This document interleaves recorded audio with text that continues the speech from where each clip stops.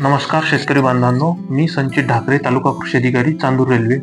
मित्रांनो, मी आपणास येणाऱ्या रब्बी हंगामामध्ये पिकाची पेरणी करण्यापूर्वी ह्याची काळजी व बियाणे बीज प्रक्रिया याबाबत माहिती देणार आहे.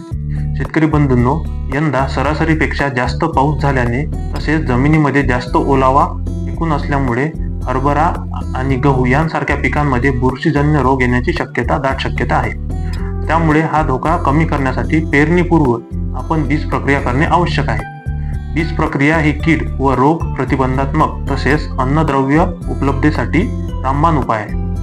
याकरिता शेतकरी बांधवांनो, सर्वप्रथम हे आपण घरचे बियाणे वापर करीत आहात त्यामध्ये निरोगी, दाणेदार, स्वच्छ आणि जड असे बियाणे वापरावे.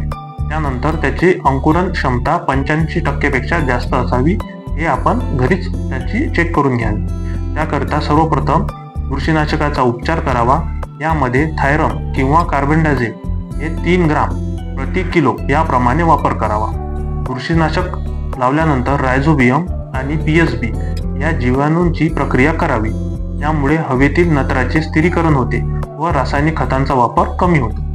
प्रथम रासायनिक बुरशीनाशक किंवा कीटकनाशकाची प्रक्रिया करून अर्ध्या तासानंतर जैविक खताची प्रक्रिया करावी आणि बीज प्रक्रिया करताना हातमोज्यांचा वापर करावा.